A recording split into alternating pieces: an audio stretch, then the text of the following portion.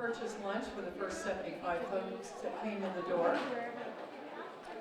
We are doing something different. We've never done this before. But we have candidates in the House, obviously. Today we have candidates for Deschutes County Commissioner, Senate District 28, and we have representatives to talk to us about the Ben Lapine School District levy and the fire department levies. These are all things that, of course, directly affect us here in South Deschutes County, and so we're concentrating on those. There are, of course, many other questions and candidates on the various ballots. We'll be back in November, hopefully doing the same sort of thing with the candidates that are pertinent to that election by the time we get to the November election. So come on up, candidates. Judy.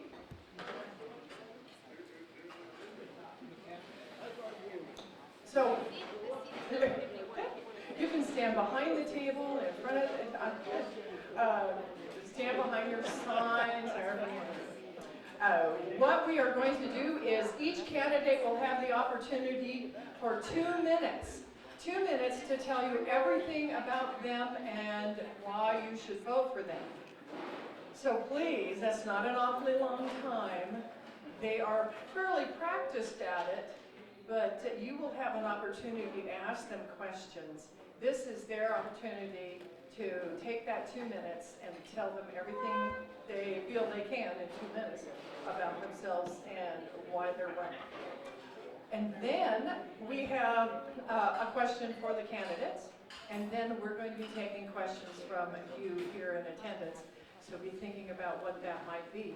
Try to keep it pertinent to South County, pertinent to, of course, something that can be done by Deschutes County commissioners and by state senators. Obviously, there's not much we can do about, the Supreme Court and things like that. So don't ask that question. keep it South County centric, if you would. Are we ready to get started? I think, yeah, let's do it. We've got them lined up here. We have our candidates for county commissioner. We have Judy Trigo. We have incumbent Phil Chang. We have Brian Huntemer, and we have Rob Imhoff. So we'll just start here with Judy, and we got noise happening over here. So speak. Okay. I'll talk really loud. See, I can do that. You guys, I'm not going to go on and on for 2 minutes and tell you about 30 years worth of work I've done here. But here is a pamphlet about my work in the community over the last 30 years. Behind that is a letter from the sheriff, and behind that is a letter from Samuel Facey, who dropped out of the race early on. He lives in Lapine. He was 25. I said, Samuel, no, stay in. We need young people running. He said, no, I'm going to drop out. There's too much going on. So if you want information about me and my work in the community, it's on this page. I have a long history in Lapine. I worked with Christy Otney, who was working to help incorporate, started the Newberry Eagle way back in the day. So I do have a history here. I worked for a congressman, and part of his district was Lapine. And I worked for Senator Whitsitt, who's part of the district was in Lapine. So I spent quite a bit of time down here. What makes me unique to run for county commissioner, and I love Phil Chang, he's a great guy. We get along great, we serve on the budget committee together. I disagree with some of the policy choices the county commissioners have made, and that's why I'm running, not necessarily Phil. But what makes me unique is that some have government experience, some have business experience, but I have government, business, and community experience. So that's what makes me uniquely qualified for this position. And it's great seeing you all. And if you have questions for me after, or you need a yard sign, because I did not bring them in, let me know, and I will get you one. Thanks. Thank you, Judy. All right. Commissioner Chang. Hello everyone, I'm Phil Chang. It has been my honor for the last 3 years to serve as your county commissioner, working on issues like community wildfire protection, housing, mental health care, and other key issues for our community and for South County. So I'm a pragmatic problem solver. I work with the Central Oregon Builders Association to create a missing middle grant program to build more workforce housing. I got the county behind the Measure 110 reform package proposed by the district attorneys, police chiefs, sheriffs, and cities of Oregon, which just passed in the legislature. I got paved pathways that will someday connect Lapine to Sun River to Bend into the county transportation system plan. None of these things would have gotten to a 2-vote majority on the Board of Commissioners without me. That is why the Independent Party of Oregon, the Deschutes Democrats, and many prominent local Republicans have endorsed me in this race. In the last 2 forums, my opponents have questioned how well I am representing the people of Deschutes County. So let's talk about how well they're representing their constituents. I'll start with Judy. Judy is currently the executive director of the Sisters Chamber of Commerce, but Sisters businesses are forming a new Sisters Business Association right now to do the job of the Chamber of Commerce. In addition, the Sisters City Council just withdrew tourism promotion funding from the chamber because the work wasn't getting done. So, on to Rob. Rob's 2 most well-known endorsers in the voters' pamphlet are Crook County residents, as is his campaign manager. So my question is, why aren't those Deschutes County residents that are endorsing you and managing your campaign? 10 seconds. I will work for the people of Deschutes County and get you real results. Thank you. Thank you. Okay, excellent. Moving on.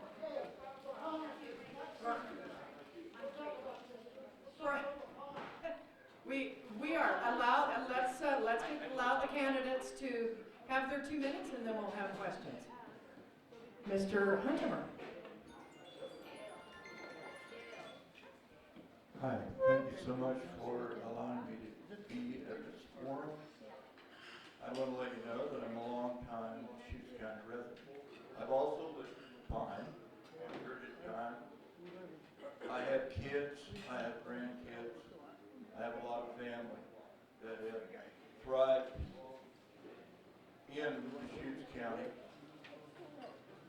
And Deschutes County has always offered a great deal of opportunity to people. And I intend to represent the people of Deschutes County, including Pine. And I will vow to listen to what your needs are. I'm a nonpartisan candidate, and so I don't really have any special interest groups that I'm trying to get back from. I will never put myself in a position that I have to recuse myself from a vote as a commissioner. There are 3 commissioners in this county, and I feel that 3 is enough. If you recuse yourself from being able to vote, what you've done is you've eliminated 1/3 of the voting population in that recusal.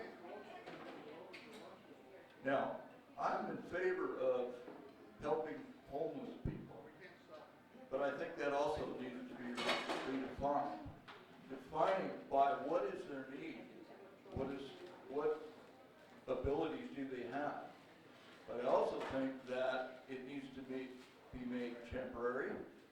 It also needs to be a situation where they are willing to help themselves out of those situations, and then we don't have to get into situations that affect 10 public seconds. safety, such as China had and Dirt World. Thank you. Thank you, Mr. Hunter. And last, but certainly not least, and certainly the tallest, yes, Deschutes County Commissioner race, Mr. Rob Inhofe. Thank you. I want to first note that I understand that what makes Lapine unique is rugged individualism. It's actually what makes Oregonians unique, and it's been lost in our political process. So I just want to start with that part. Now I'm going to introduce myself. My name is Rob Imhoff. I'm a husband, I'm a father, I'm a grandfather, and I'm a business owner. I'm a lifelong Oregonian, and I've raised my boys here. I'm watching my grandkids be raised here in Deschutes County. And for me, it's about leaving and living a legacy. And I know that that should resonate with a lot of us in here. That's what's being lost, is our ability to leave and live a legacy. Some of the things that were said about me, although I appreciate it, are not correct, but that's fine. I'm not going to use this time to correct those. You can do your own research. What I'll tell you is that the old story of throw more money at it and it'll fix the problem, that doesn't work. We've seen it fail time and time again, and we can look at all kinds of different examples of that in our government. Personally, I think I would echo your guys' sentiments that we're tired of footing the bill for other people's mistakes. It's time to get honest and aggressive to determine where our hard-earned dollars are being spent. We need solutions, accountability, and can't just keep papering over cracks. We need to actually fix the problems at the root foundational level. Passion and drive are heartbeats of effective leadership. I will bring both of those to the table in abundance. My commitment is unwavering to our community's well-being and the future of Deschutes County that our kids and grandkids will inherit. It's what truly fuels me each and every day. I'm ready to prove this during my campaign and my time serving as your commissioner. With my experience running a small business, in the housing industry specifically, it has given me a unique perspective and understanding of the intricacies of the housing process. From navigating regulations to fostering strategic relationships and partnerships, 10 seconds. I've honed the skills necessary to drive real change and innovation in our housing policy. Together, please join me and let's bring in a new era of proactive leadership that is characterized by integrity, honesty, joy, resilience, and a relentless pursuit of progress. I'm ready to be that advocate and voice that works to represent each and every resident in our county. Thank you. Thank you. We're going to move down the road to, that was your four candidates for Deschutes County Commissioner. And now we will move into the State Senate, Senate District 28, with Diane Linthicum.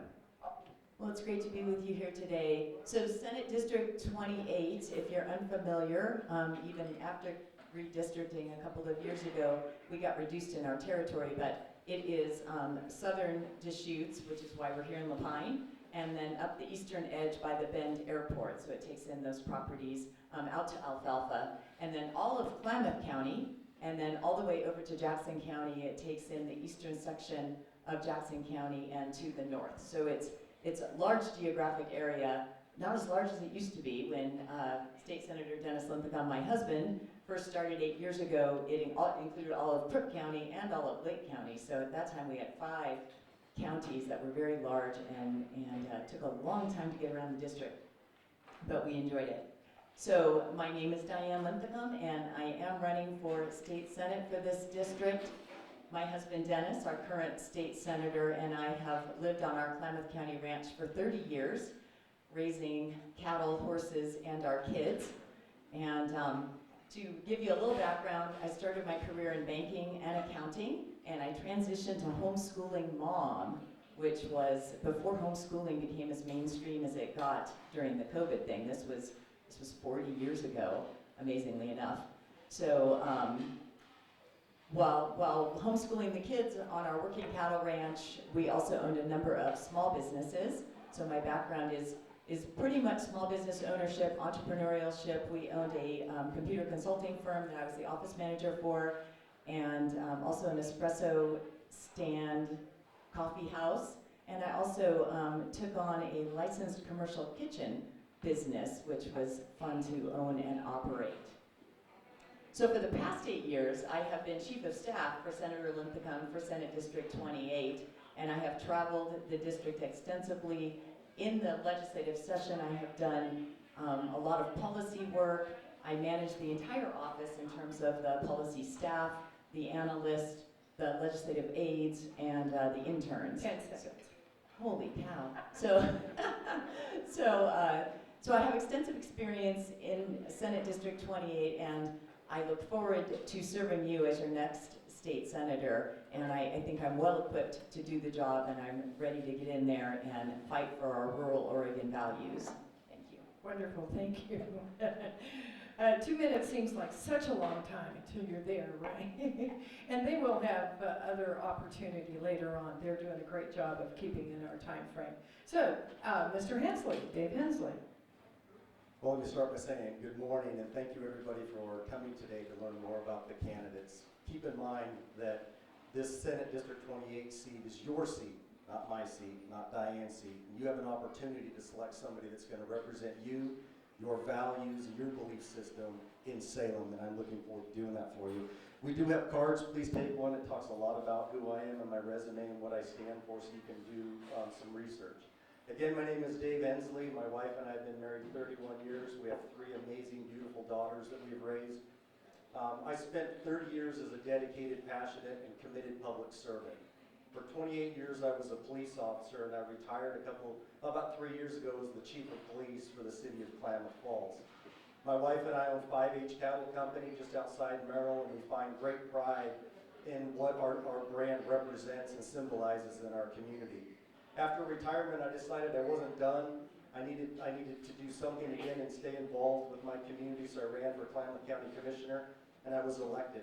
So I've served a term as Klamath County Commissioner, and in my role as Klamath County Commissioner, I was selected to be the co-chair of the Law Enforcement and Veterans Affairs Steering Committee for the Association of Oregon Counties, and I was selected to serve on the Agriculture and Rural Affairs Task Force for the National Association of Counties in Washington, D.C.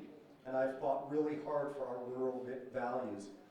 Again, if you look at my card, it lists out my priorities. They're agriculture, it's housing development, it's our economy, it's protecting things that are important to District 28.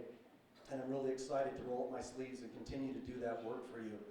Keep in mind, this is an open seat. I'm not running against an incumbent. So this is a really great opportunity for me to run in an open seat and take my voice to Salem. I'm a dedicated, passionate, committed public servant, like I told you, and I think that my resume is very outstanding, and it shows that I've got the backbone and the background to go to Salem. I encourage you to look at the candidates, and I encourage you to look at who's got a proven track record of positive results for people and for communities, and I think that stands out. God bless you all. Thanks for being here.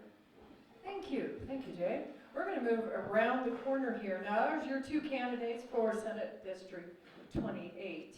We have 3 levies actually coming up on the ballot. The Bend Pine School District levy, and then there are 2 levies coming from our folks from the La Pine Fire Department. So we'll give Shirley her 2 minutes, and then if our 2 fire department gentlemen would come on up, we'll have them speak. Thank you, Ann. Hi, I'm happy to be here, and in case you don't know, I represent South Deschutes County and La Pine up to Sun River on the Bend La Pine School Board. This is my 3rd year. I've got 1 more to go, and then I have to make a big decision. But let me just alert you to the reason that we are putting on the ballot a local levy. It is not to build anything. That's a bond. And as you know, we did that a couple of years ago. But the local levy is to fill the gap between what we are doing right now and what the legislature has promised us for the next 2 years. It's low. It is the lowest it's ever been in terms of percentages for the biennium. So on the table there are some little flyers, but we have identified specifically 6 areas where we are going to put our money. And I want to assure you that we actually have split out in our budget just the local levy details, if you will, so that we will be very accountable for actually spending that money on these 6 things. I know there's a lot of questions about what does it mean to have $1 per assessed value. I want to remind you that assessed value of your property is not retail value.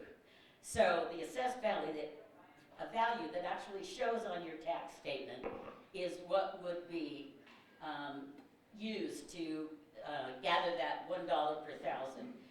We figure it's about, on the average, 67 cents a day. So, we are concerned about local school positions, and that includes all of the LaPointe schools. And we are concerned about programs, and we want to improve career and technical ed in particular, and keep class sizes where they are now or better. And again, we just need this money to close that gap. If you also would like to help us, we are working with the legislature to wake up and say, we're not funding Oregon schools the way they should be. So, thank you. By the way, I could say, please vote yes. The school district staff cannot tell you how to vote, but I can tell you how to vote, and we need your votes. So, thank you very much. Shirley didn't introduce herself completely. She is on the Bend Pine School District Board of Directors and representing South County. And we have Fire Chief Eric Holsey and Assistant Fire Chief Dan Doherty. There are 2 levies coming up, and they're going to explain about each one. Hi everybody, my name's Eric.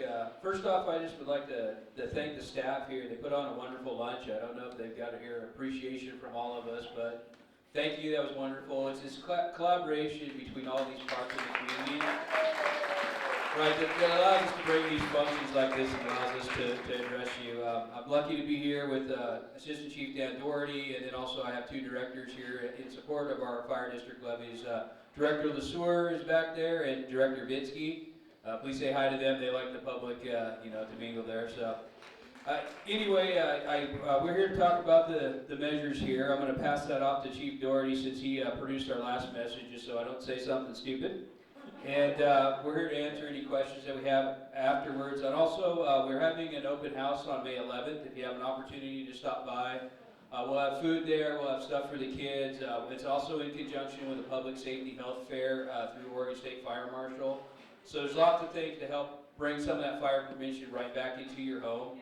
This has been a wonderful community. For those of you who don't know that I am kind of new to the fire chief position here, to have been in and to engage the citizens here, and I've been having a wonderful time over the past 10 months. So it's been absolutely fascinating to see what you guys have done for fire prevention.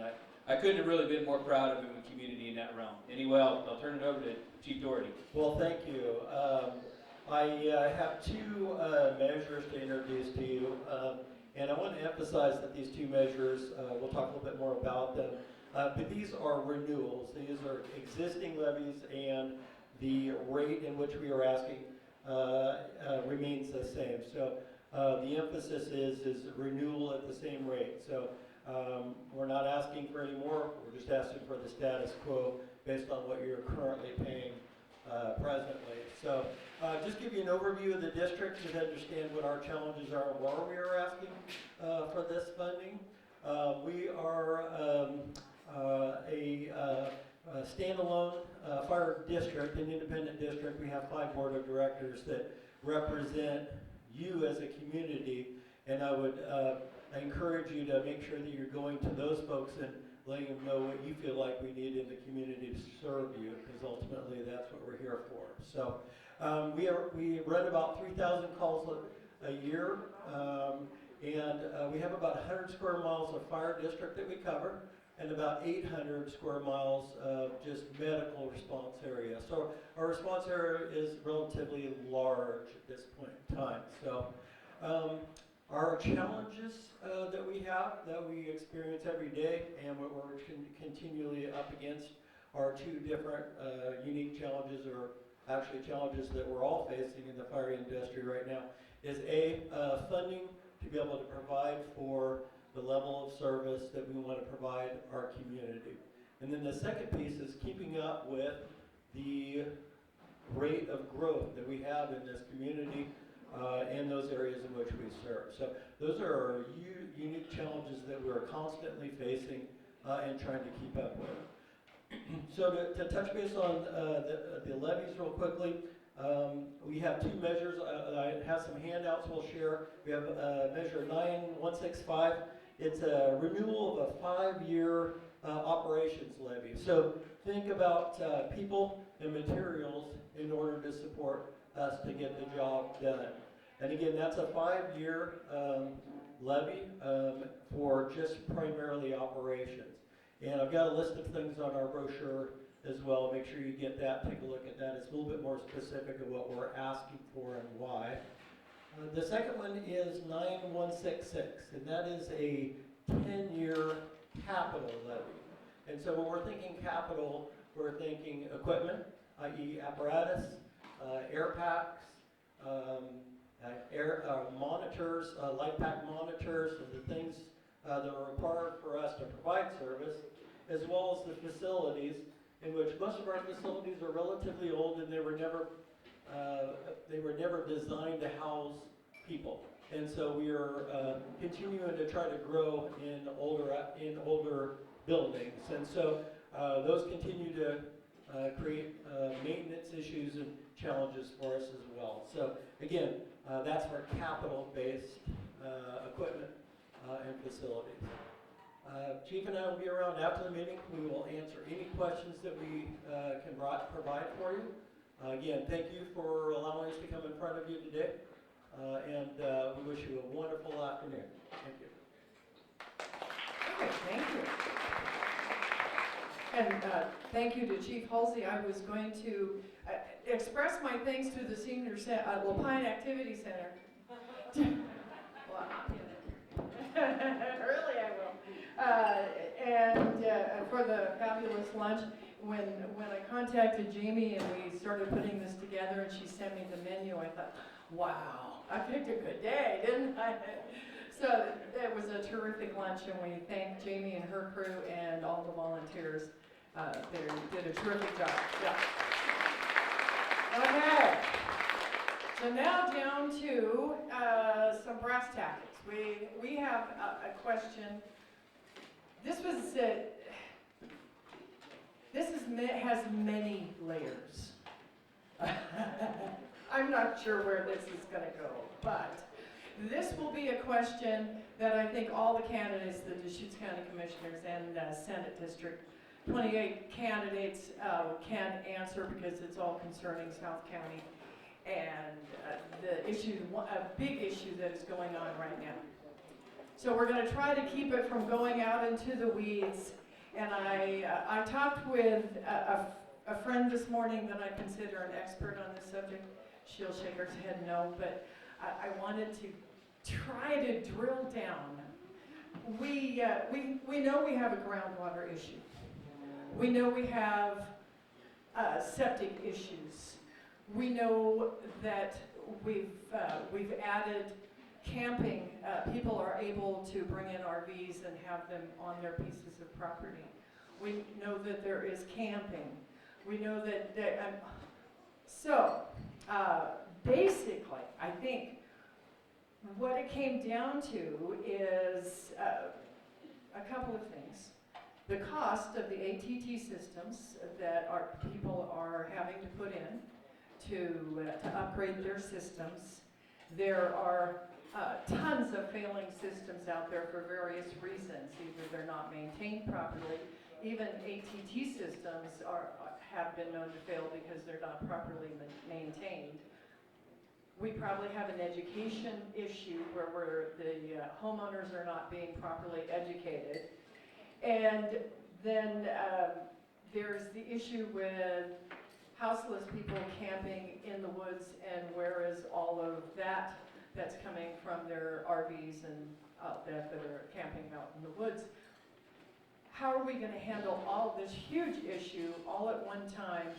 Money for the people that need it, protecting the groundwater, and I'm going to start with Judy. Want to go reverse order?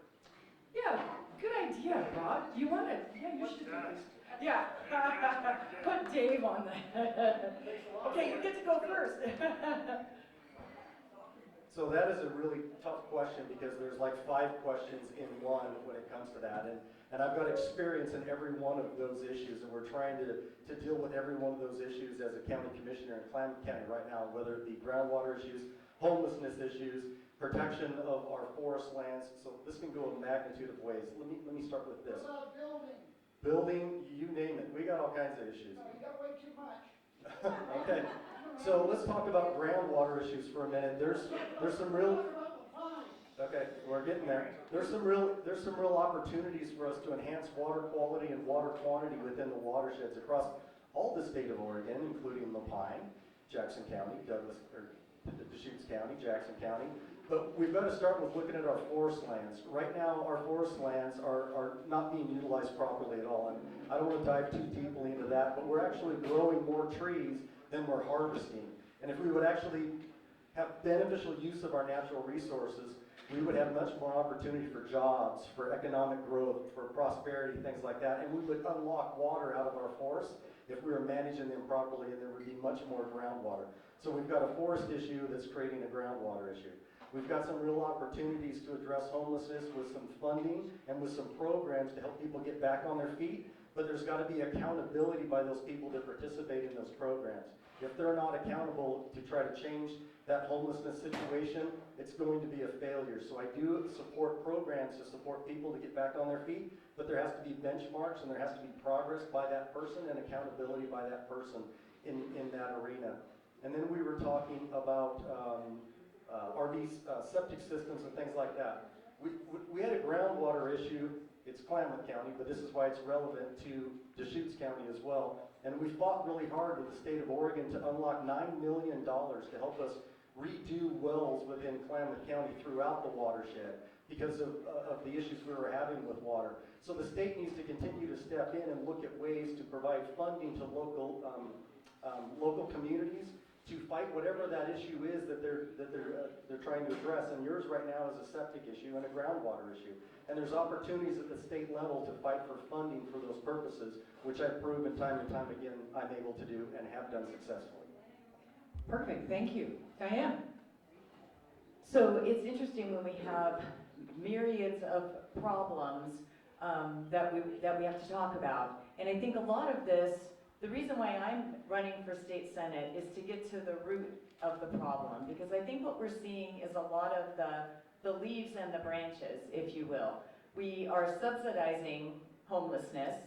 We're allowing them by lawlessness to camp in the forest. If you or I, 10 years ago, hauled a camper out there, they would have come and said, look, after 2 weeks, you're not allowed to do this. Get off the land or move on. So we have a lot of lawlessness involved, and I think we need to stick with our law enforcement and say, you know, follow the law. I feel the same way about illegal immigration, right? So if we have the law, let's follow it. Legal immigration is fabulous. We all probably our heritage is legal immigration. So so now when we move into the water issues, it's interesting again to say, oh my goodness, our groundwater is depleted, and they have blown the Klamath dams. We have been there for 30 years. We were in the water wars originally. We have fought and fought and fought to keep those dams in. What happens when you keep dams in and you have reservoirs? That water seeps down into the water table and you recharge your water table. What happens when you blow the dams and then cry, oh my goodness, our water table's depleted, and blowing the dams forced everyone to drill wells, which compounded the problem as well. Now those wells are going dry. Now we run to the state, which if they're going to implement that policy, not according to my wishes, but according to the majority party, if they're going to implement policies like blow the dams, then we do have to come back behind and fund it. But I think it's a problem at its root. We have to continue arguing for common sense and sustainable solutions, not just chasing after a problem, fixing it, patching it up, and then the next thing pops up that we've got to go fix and patch up. I believe we should, go for the solution that will be long-lasting, provide for our families and our futures. We have to have agriculture, or we're going to be importing our food. Same with our forests. We have to get in there and work the forests and cut the logs and use the timber for our housing needs. So it's not as complicated as the state and the bureaucracy creates. So they do create a lot of complications and a lot of administrative state issues that cost the taxpayers money. I think I'm all for private enterprise solutions to these problems. I think America was built on private enterprise and great thinking individuals who could come up with solutions that the government cannot even come close to matching. So private enterprise is the way to go. Thank you, Diane. I didn't tell you, you have like, 3-4 minutes. This is not as quite as, Thir- but you did good. You say 34 minutes? Yeah, Okay. Just notate it's high noon. That means something in the world of Westerns, because I used to watch a lot with my dad. Okay, so let's talk about a couple things.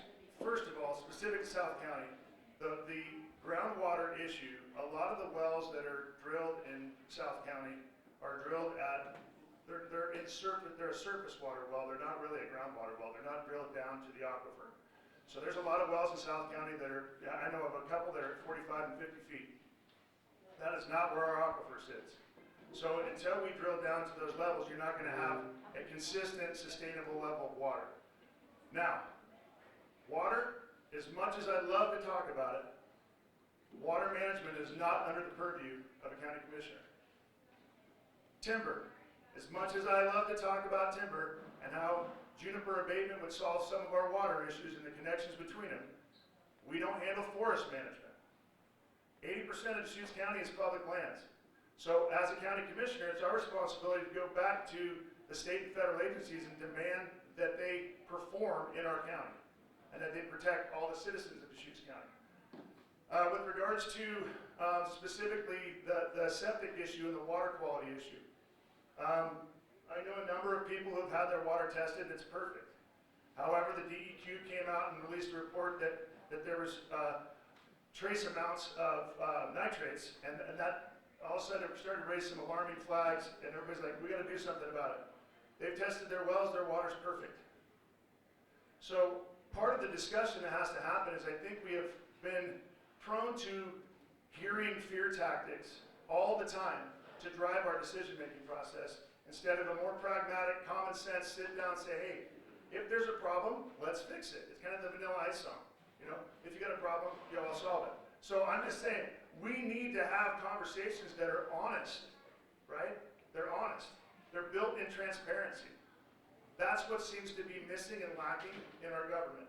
And I think that's what people, what I've heard is it resonates with people. For the most part, people just want to be left alone. I want to live my life. I want to follow my pursuit of happiness and life and liberty. And you know what? The government has its role. It's a good role. It probably should be more limited in its scope if you ask most people. But I think that we can find a really efficient way to govern and address the needs of every corner of Deschutes County and not just specific municipalities. So let's talk about homelessness for a second. I call it homeless tourism. Some of my opponents don't like that phraseology, but it is what it is. Anytime you can attract people to where you're coming because of policies like Measure 110 that allow drug use unchallenged, and you have people that are coming from out of state or other parts of the state to come do what they want to do and maybe make meth in a bathtub in Redmond, and they don't see anything wrong with it. They're just entrepreneurs. That's the perception. So you have to correct the thinking, okay? Homelessness is not something that causes drug addiction and mental health. Drug addiction and mental health typically are what lead to homelessness. So if you get those flipped, that's where we have to correct some of that. What I will tell you is that as a county commissioner, one of the things that I'm going to try to propose is meeting with each of the cities and municipalities to create a ring around the UGB that does not allow camping unless it's in an approved campground. That gives room for the managed housing projects or managed camping projects that we're looking at. But what it does is it forces people who want to squat on the land to go further out and no longer convenient, and then we have to cut off the spigot of free funding to just fund their lifestyle because they love the freebies. So that's what I intend to do as your Deschutes County Commissioner. Thank you, Ron. Go ahead. Anytime. Well, that's a lot. Groundwater. Groundwater, of course, is unique here in La Pine, unique to many areas in Deschutes County.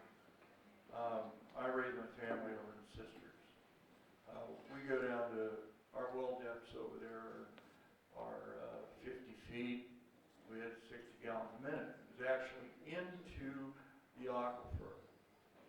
Okay, you go over to Bend. There's no problem with groundwater over there either. The well depths are deeper, and they gotta go sometimes 300-400 feet or more just to get drinking water. Okay, then you come down to La Pine, and as Rob mentioned, anything that, well depths are really shallow, and that's because you're into surface water. Surface water also affects the ability to have a septic system that works. I know this, I've been involved in it. I've got a construction background, 30 years, real estate also. So I know what's going on with these things, and I know what you have to go through to get a building permit, and what the costs of those have gone skyrocketing. And first-time home buyers have to finance those permit fees for 15 to 30 years. And a lot of times that just prices them out of the market. And with rentals have gone sky high. In some cases, many cases, it's even cheaper to rent a place than it is to build one. So, that's a problem. I think that new systems that are engineered and ways of finding out how do we process septic, what do we deal with that? Well, there are new and innovative ways to do that. There are pressurized systems, sand filtration systems. There's a lot of systems that have been used over the years. So I think we need to keep working with that. But it's also unique to La Pine, and it's unique to Sisters or wherever else you're at in Deschutes County. Our water, the water that we get naturally off the mountains, I don't think that piping water is the cure. Because what happens is things change, get changed. Fremont Canyon, down over near Sisters, that water used to run freely down through there from what is called White's Creek. Now, it's all piped in. That place is dried up. There used to be elk, deer, and everything else going down through there. Homeless issues, look at Grants Pass. The government wants to come in there, and they want to take over, and the Supreme Court is now going to decide what Grants Pass can do about the homeless situation. That's not right. We need to leave it to local people. We need to give them the right and not infringe on that right. I think we'll wrap that up. Thank you. Okay, we could go on forever. I took my opportunity to step in. Thank you so much. Okay, Commissioner Shane. Let me first start by saying I'm a natural resources professional. I've been working in this community for 20 years to keep our drinking water clean, help people share. I'm getting to La Pine, trust me. Help people share our limited water supplies and stretch them further, and to get hazardous fuels reduction work done in our federal forest lands, like the La Pine project that the BLM implemented that helped to stop the Roslyn Road fire before it burned into subdivisions in 2020. I helped to plan those projects. Ann's question had a lot of parts. I'm going to focus on water. I'm going to start with groundwater quality first. So just so everyone understands, we have known for over 15 years that we have unhealthy concentrations of nitrates in our shallow groundwater.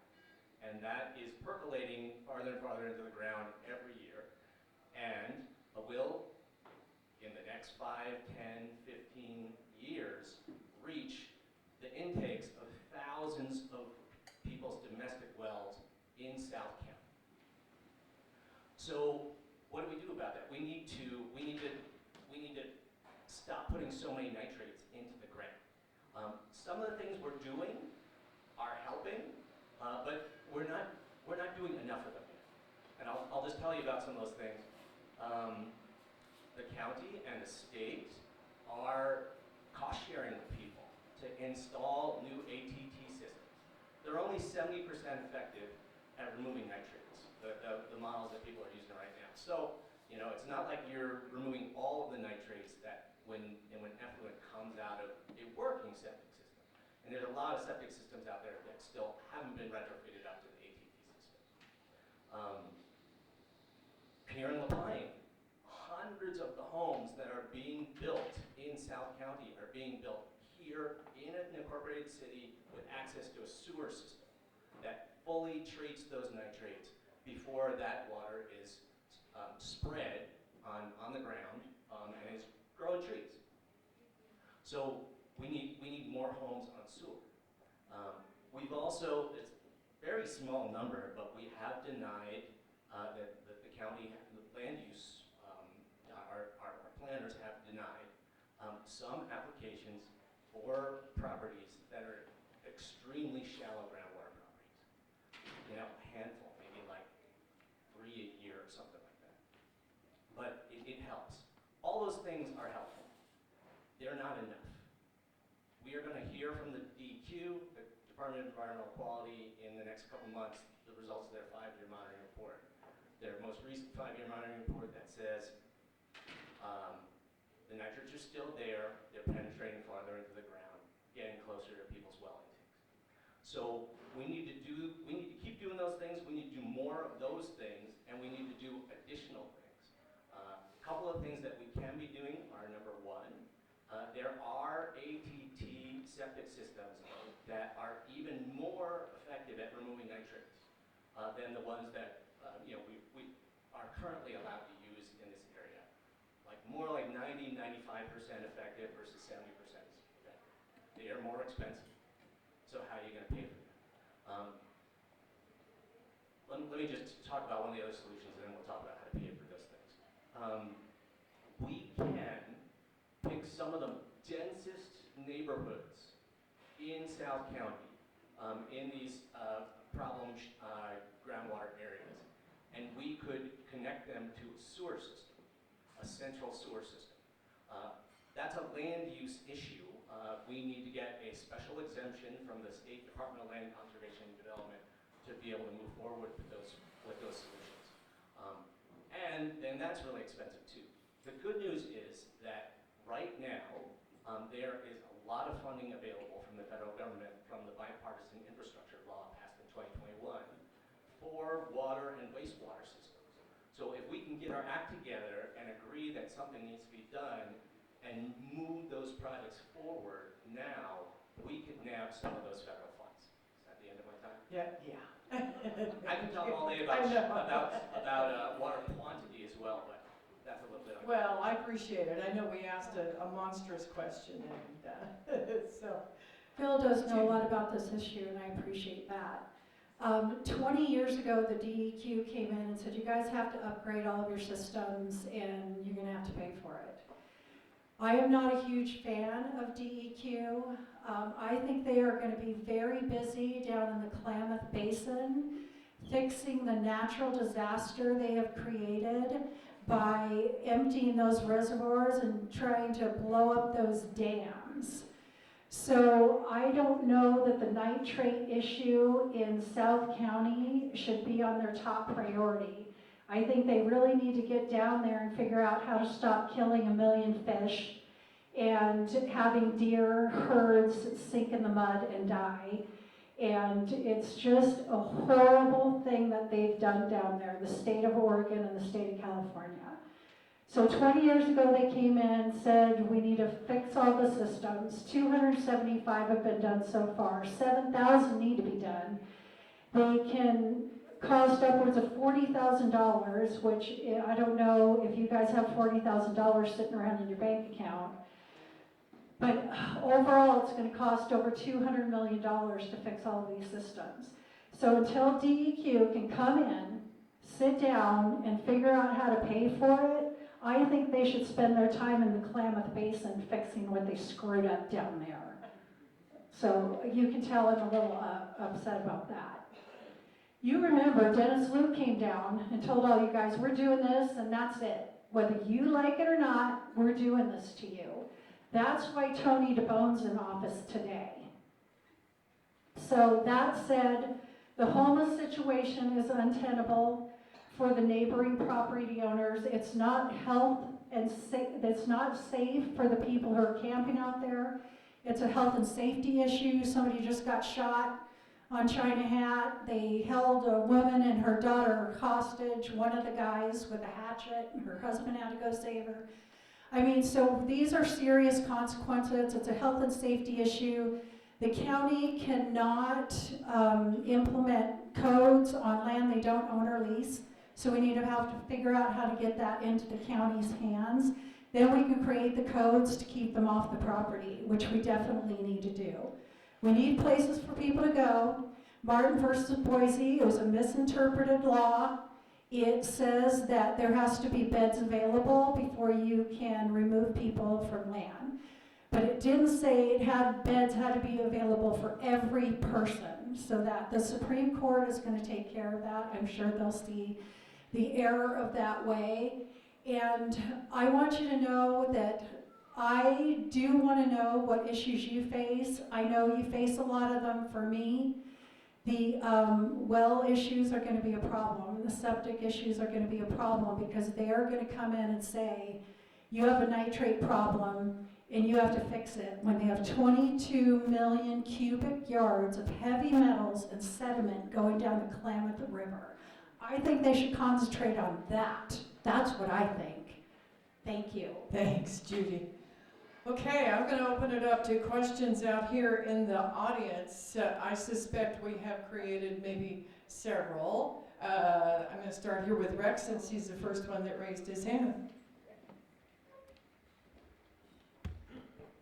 This is a question for our senatorial candidates.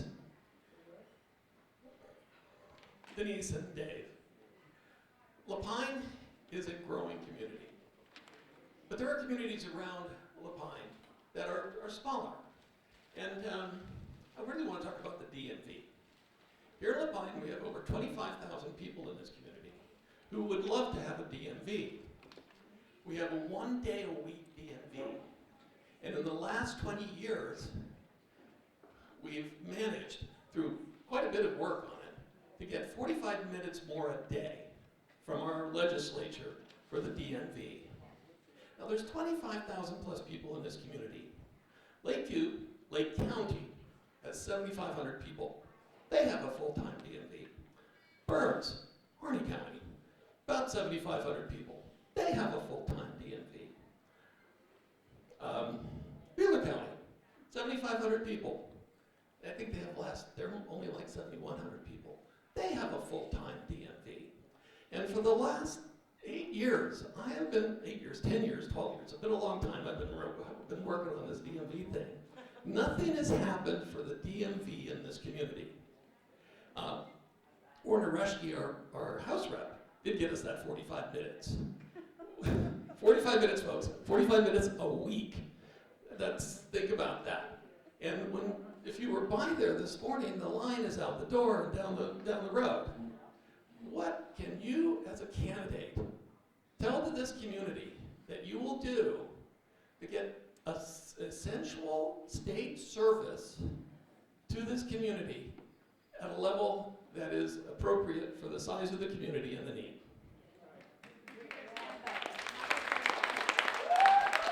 Thank you.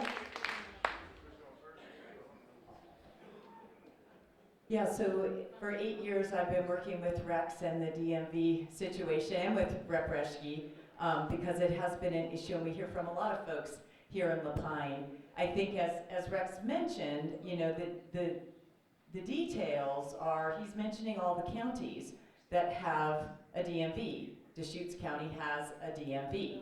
So I'm not saying it's easy for you folks to drive the 20 miles to the DMV in Deschutes. Round trip, I know, I drive 45 miles one way to get to our DMV. And we're still supporting BIN Yes. instead of supporting LaPine. I'm sorry? We're still supporting BIN instead of LaPine. We don't have any amenities for any of us. I've lived here since the 90s and not much has grown in that department other Yeah. than housing. We need Well, that. and I intervened with the DMV. We have liaisons, legislative liaisons, that work with our offices for the agencies. But the agencies are the ones setting the rules, and you can bark and bark and bark, and you can get 45 minutes, but it takes, they will say they don't have the manpower, they don't have the budget, they don't have the resources to provide more. So as much as I would love to say, yes, absolutely, we're gonna get you guys a full-time DMV, it's not a possibility for a state senator. Dave can't do it, Senator Linthicum can't do it, Rep. Reschke can't do it. We can work for it, absolutely. We can continue arguing for it, we can continue lobbying for it, but it's out of our purview to demand that system. So, we do all we can for our communities to improve the lives and your ease of living, but at the same time, we all have to come to the realization that we did choose to live where we live. I live on ranch land in Klamath County, and I'm 45 minutes from the DMV. Sir, Yeah. sir, excuse me. So, We'd let her finish. And it's an inconvenience. I have to go over a snowy pass to get to town, but I have to live with the decision that I made to live there. I enjoy the peace and quiet. We appreciate what you folks here in La Pine are, when you have issues that you're dealing with. I've worked with lots of people here in La Pine, lots of constituents, and I've solved a lot of problems. There's multiple agencies at the Capitol. There's Oregon Employment Department has had a big fiasco that I've worked with probably hundreds of constituents throughout the district dealing with the unemployment issues because they put in a new system and it didn't really work very well. People were 2 months late getting their checks. So we're able to intervene with those kinds of things and get that fixed up and get the help that people need. We've got from the DMV to DHS, which is Department of Health and Human Services, issues with child care, education, all those things. So my advocacy is, for communities to, I love hearing from you guys at the office, and I will continue to do all I can to serve the needs of La Pine and the rest of the district, and we will continue marching forward. Government is a big barge, and it moves slowly, and so we just have to keep at it and keep trying, and Rex is tireless, and he's a great advocate, and I enjoy his emails to me and putting a little fire under there, and we get going on that, so appreciate it. So let's be honest, I'm not going to make a campaign promise I can't keep, so I don't know if I'm going to get you more time, but this is what I am thinking. Many, many years ago, I was at the FBI National Academy, and we heard a presenter, and he was the helicopter pilot that was flying the Black Hawk that was shot down, and it was his story about survival. And one of the things he said has stuck with me for many, many years, and he said, "Don't tell me we can't, tell me how we can." And I think about that all the time. Tell me how we can, tell me how we can. No isn't just the answer all the time. Now, do I think we'll get more than 45 minutes? I don't know. But let's fight. Let's find out. If Rep. Reschke got you 45 more minutes, then what else can we squeeze out of that turnip? Let's find out. But I think it's worth fighting for. One of the things I said to you when I started, when I gave my introduction, was this is not my seat. It's yours. You get an opportunity to put somebody in that position that will fight for you, that aligns with your principles and your values and your belief systems. And I've got a proven track record, time and time again, that I fought for my community and I fought for people and supported people. And I think that says a lot. It's really easy to do your research and look back to see what people's accomplishments are and see if those align with you. But I can't wait to be your Senator Rex. I can't wait for you to call and tell me, "Dave, we got a serious problem." I can't wait for me to say, "Rex, when are you going to be in Salem? Let's go rattle some doors. Let's find out what the solution is." Now, do I think I can do it? I don't know. I'm not going to promise you I'm going to get you a DMV. That would be foolish for me to say. But for 30 years as a public servant, I have fought for the needs and the expectations of the people in the communities I serve. When I was the chief of police, I established the Community Police Advisory Team, and I met with the community all the time to ask them, what do you want from me? We were the top 10 worst place to live in Klamath Falls when I got hired as the chief of police. By the 4th year I was there, we were ranked the 15th safest place to live. And that was because that's what the people wanted and demanded of me. That's my duty to serve as a public servant. So I will fight for you, I will protect you, and I will stand by your values. Thank you. Be careful what you ask for. Ask Action Rex to put on the boxing gloves and come with you. That could be very interesting. We have a question here. I'm a little tired of general outreach, am I saying that? I would like some more specifics. I would like to ask Phil Chang about the connection between homelessness and housing. And the housing, I believe everyone deserves a roof over their head. So what is being done currently about housing in the Deschutes County? And all the commissioner candidates will get to answer this one, right? Yes. Okay. But thank you for letting me speak first. Housing and homelessness are connected, and they're also discrete things. First on homelessness, I want to point out to everyone that we just completed a point-in-time count in January for the Tri-County region. The only places in the three-county region where homelessness went down, Bend and Redmond. Why did homelessness decrease in those places? Those are the places, and the Bend count includes China Hat Road and Dirt World North Juniper Ridge. So numbers went down. Why did numbers go down? Because in those places, they are giving people who want to exit homelessness a safe place to lay their head, safe parking, congregate shelters, tiny house villages. And they are providing those people with both services and accountability to get them on their way on the pathway out of homelessness. So you invest in those services and those places for people to safely sleep, and what happens? They exit homelessness. Go figure. That's what we need to be doing everywhere.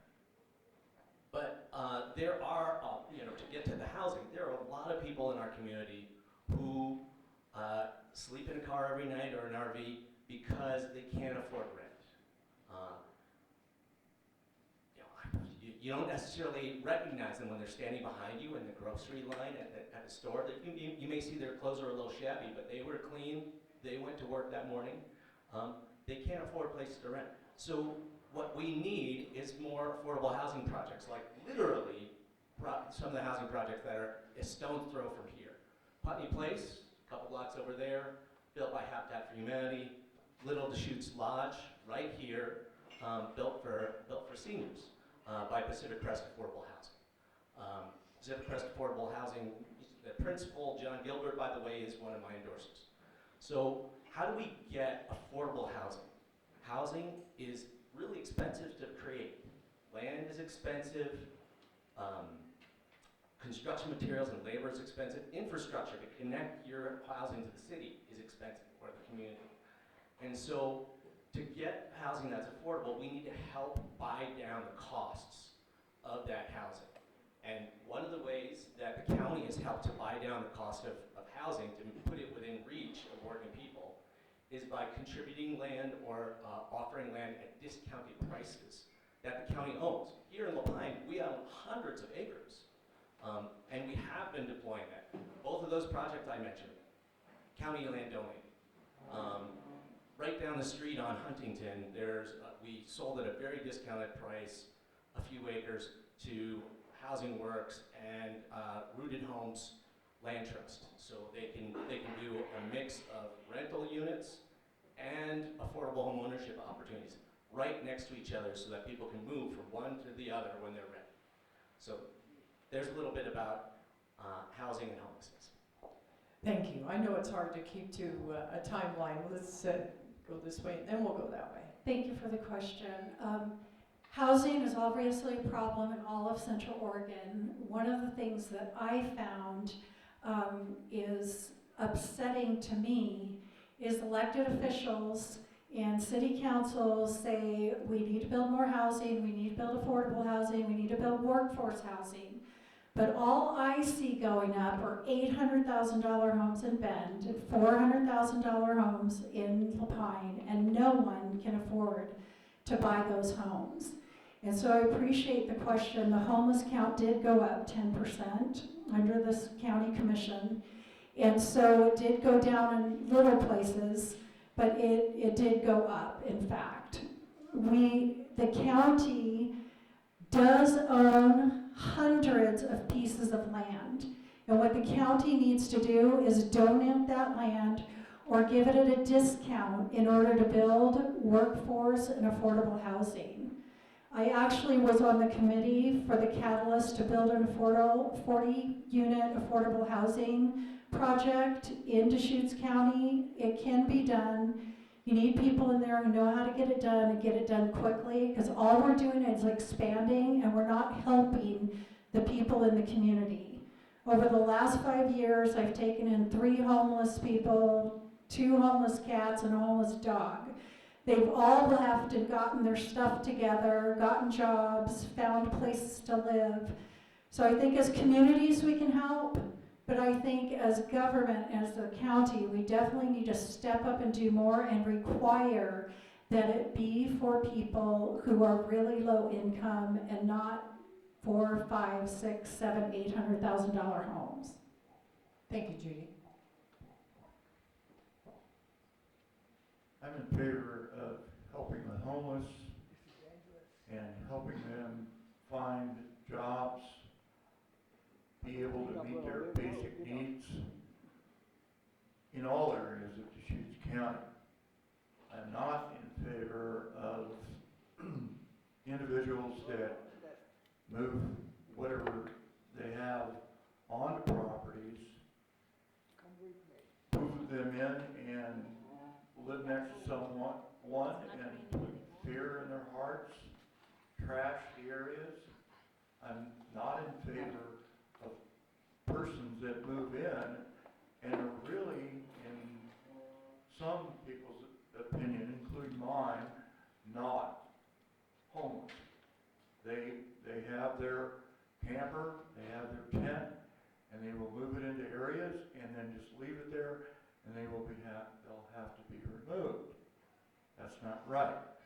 I believe that there are a number of temporary housing facilities available in our town, shelters, and a lot of times, even given the opportunity to move into those shelters, they don't want to.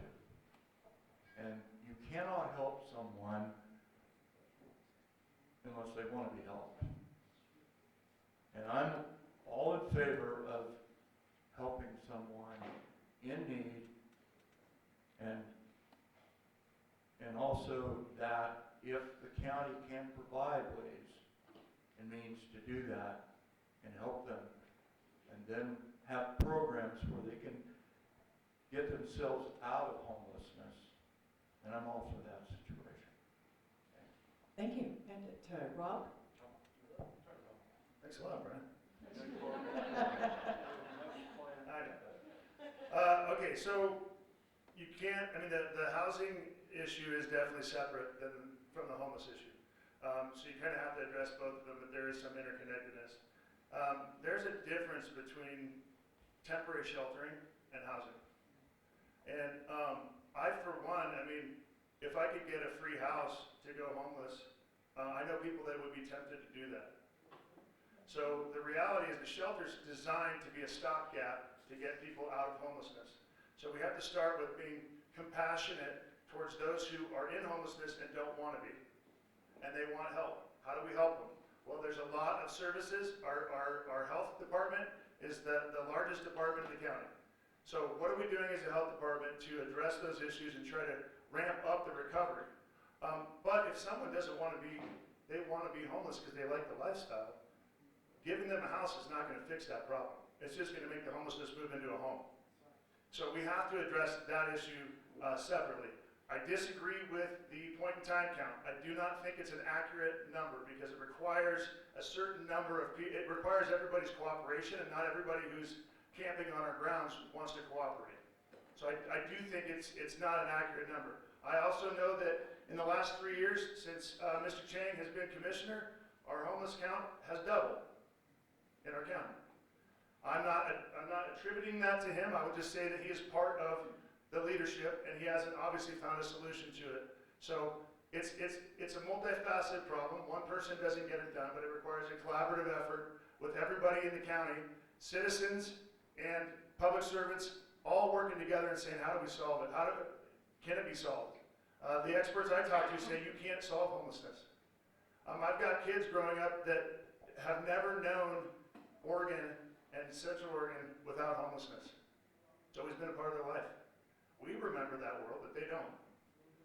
So the big thing on that side of it is just we really have to be mindful of remaining compassionate, but finding and make, we have to require things from people when they want to transition out. We have to have metrics. We have to have things that say, look, if you want to move to the next step, here's what's required of you. If you want to move to the step beyond that, here's what's required of you. Accountability is huge. And giving free money, there's no accountability in it, and I don't know about you, but I can tell you myself, I'm tired of writing a blank check to enable rather than empower. So that's the homeless issue. As far as housing goes, I do think the county has a tremendous amount of land that we sit on that's not developed. We have to be okay targeting specific tracts of land.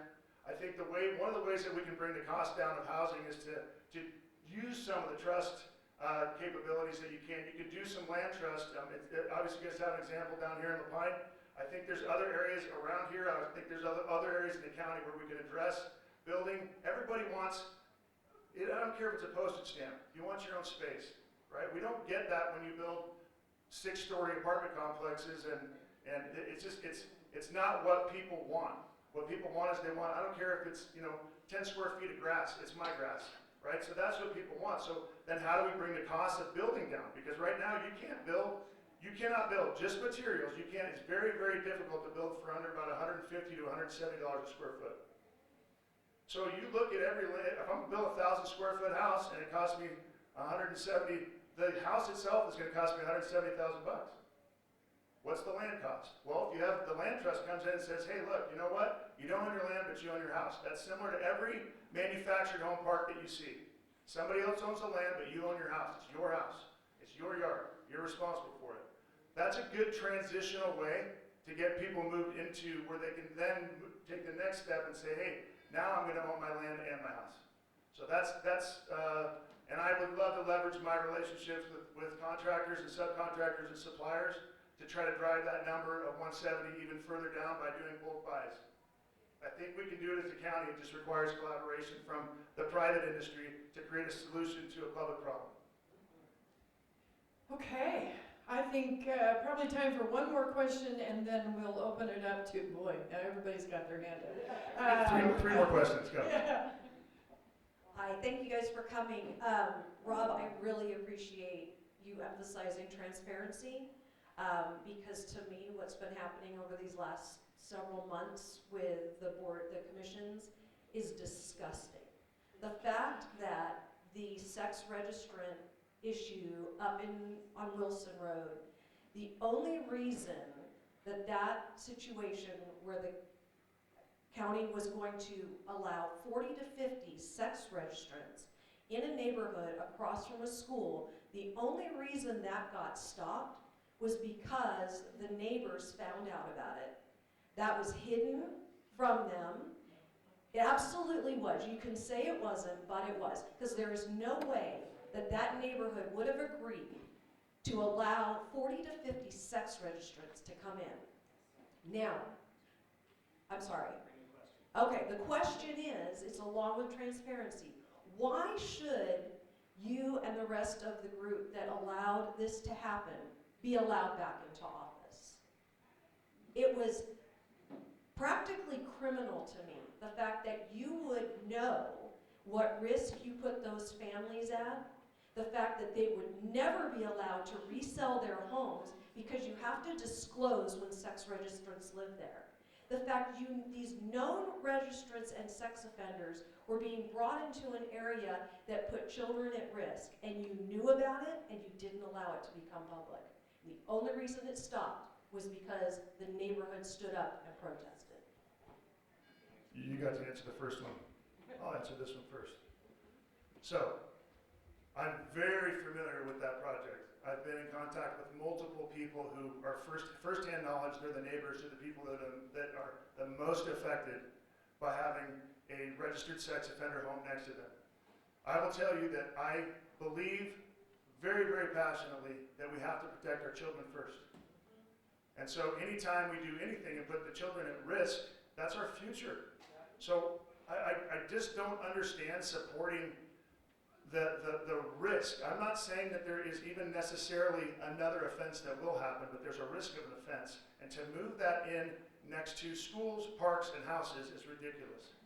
Now that being said, what I'll tell you is that there was a House Bill 1530 that just came through the state legislature that gave funding to the same nonprofit that was coordinating on the management of that property and ultimately would get it. Now, they don't require a grant to buy that same house. So now they can just pick a house and be like, we're gonna buy that duplex right there. And what I'll tell you is that they have a 30-day, there's markers for when you have to report people staying at that house as a registered sex offender. And if you cycle them through quickly enough, then your neighbors never know that you have a duplex full of level 2 and 3 registered sex offenders. That's the transparency that really irks me, because it's not present. And so we have to be honest. We have to be, how many times do you all of a sudden find out about something after and it's too late to do something? So this election really matters to us because this is a time for us actually to put someone in that has transparency, that has honesty, that has integrity, that isn't bought, that doesn't have to recuse themselves from different issues because of fundraising issues or because of a lack of experience. I am here to stand up and say, look, you guys matter. Sir, I know that you're super frustrated. I want to know who lives in Lapine. Tell me. Up here? Up here? Yeah. Nobody. Nobody. But how many of us have friends and family that live in Lapine? Because if you think I'm doing this, sir, if you think I'm doing this only for myself, Let me talk. please do. It doesn't matter what you think. We're from Lapine. I agree. We all live here. I agree. We don't have any services here. All we have is houses. People from foreign lands. Everybody's coming in here. We have Okay. nothing. You let us have nothing here. We have to have some services. So as a county commissioner, let me ask you a question. As your county commissioner, how do I best represent your concerns as a citizen of Lapine? You're terrible. You're full of shit. That's not it. Although I appreciate your answer, I think that you're kind of misguided. So you don't know me, right? And I don't know you, and that's okay. I don't want to know you. That's fine. I'm not asking you to know me. But whether you like me or you don't like me, it's still my responsibility as a county commissioner to do what's best for Lapine, to do what's best for Terrebonne, to do what's best for Sisters, Redmond. I know, I understand that, but we don't live in a box. And it's a county. It's Deschutes County, right? So we have to be able to represent everybody, and that includes you. You don't. Well, I haven't had the opportunity yet. Move to Lapine. Okay, I appreciate it. I'll look into it. We'll pass All right, this on. thank you. Thank you. Thank you, Rob.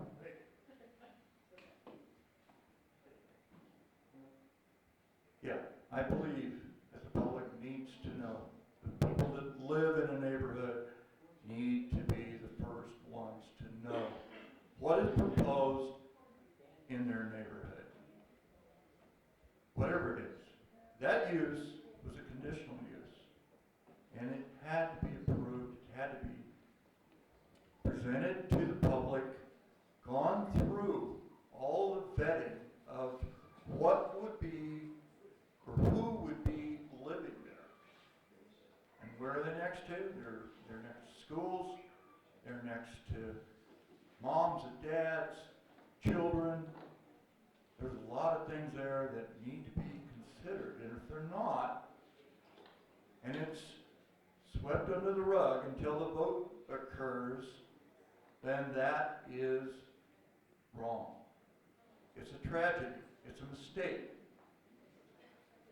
It's not for the benefit of the constituents.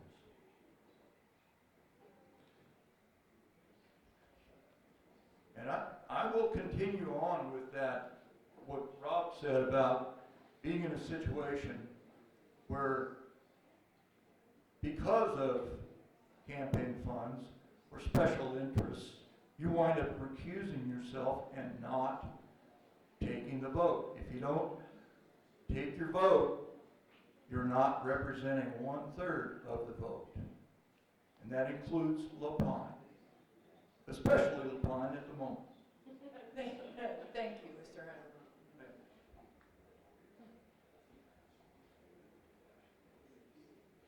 Let me give you a little background on this project. So the name of this project, this program was Justice Involved Individual Transitional Housing Project. Here's the issue. The county does not release people from jail. Judges do. And judges release people from jail with certain criminal records every day in our community. If those people do not have a place to land, they will become homeless. And you think somebody who has sex offenses in their criminal record, who's homeless, has a good chance of not reoffending, even if it's not a sex offense, some other offense, right? It's pretty hard. It's pretty hard for someone who gets out of jail and has no place to go to stay straight. That's why this project was created. Our Community Justice Department told us, our parole and probation officers told us, we've got people who are being released on supervision. They can't find a place to stay. They are disappearing. We can't supervise them. Do you think someone who's released from prison on probation or parole, who parole and probation officer can't find them, is more or less likely to reoffend? That's why we needed this transitional housing project. So go from there. It's a needed project. Then you ask, are there risks associated with that? Yeah, there are risks associated with this population. What can we do about that? Number one, this transitional house concept gives them a place to go where there's a 24/7 manager keeping an eye on them. That's number one. Number two, it is a place where their parole officer can find them and can meet with them every week. There would be a parole, the project is now canceled, so this won't happen, but there would be parole officers in that house on a daily basis, checking in with parolees. That's two. Number three, after we heard concerns from neighbors about, who are you going to be putting in there? You're going to be putting people in there with level 2 sex offenses, level 3 sex offenses. That's not safe. We said, let's develop a screening tool at our adult parole and probation department to screen people. We have all sorts of crimogenic predictive factors that we can run people through, and we will not put people in that house that have a high risk of reoffense. So we put all those things in place. It was not satisfying to the neighbors. They didn't want this in their neighborhood. Nobody wants this in their neighborhood. But it is something that our community needs. I send my kid to the closest school to that house. And I felt comfortable doing that because I believe in our judges. I believe who sentence people. I believe in our corrections officers who work with these people while they're in jail. I believe in our parole and probation officers who would be supervising these people. The one other thing I'll say about this, this organization, Free on the Outside, was mentioned. So just to be clear, Free on the Outside has run programs like this all over the state for 15 years. run over 900 people with these kinds of offenses in their record through their transitional houses. Of those 900 people, there was one case of reoffense, a public indecency offense. That's less than a 1% reoffense rate, while people were in this transitional house. I'm retired for 25 years. I'm sorry, We're gonna- you're done. Yeah, You spoke yes, quite a bit. we are going to allow, thank I you. answered your question. Hey, guys. So, thank you for inviting me here today, and I try not to do the campaign rhetoric, because I know you guys don't buy it. But this is the difference between me and everyone else standing up here. When I heard about this project, I went and testified against it 2 times. I contacted the leader who was getting it stopped. I told him how to work with the county commissioners to get this project killed so that it didn't happen. We spent a lot of time and effort, and that's the difference between me and Rob, who contacted the person. I jumped in and helped, and I helped to get it killed. So I just want you to know that's a different. I'm action-oriented, and I'm going to help the people in this county and not just talk about it. Okay, well, that was a loaded question, obviously. First off, I want to say thank you personally to all of you for taking time out of your hugely busy schedules to come do this. I know this is your job because you're campaigning, but the people in the room, I think, appreciate it as well. Let's give them a big hand. This is, you really buttonholed them, and so now this is going to be your opportunity to go talk with everybody one-on-one. Don't forget Shirley Olson here with the Bend Lapine School District, and we have Rex still in the room that can answer questions about the fire district levies if you have questions there as well. Be kind. These folks have come a long way, and they are, all of them, I think the overriding factor for all of them is they're here to help us and help make better communities for all of us. So thank you. Thank you to all of you, and feel free to come on up and get some yard signs and ask your questions. And I forgot to say, Jim, I'm so sorry. We have been filming this.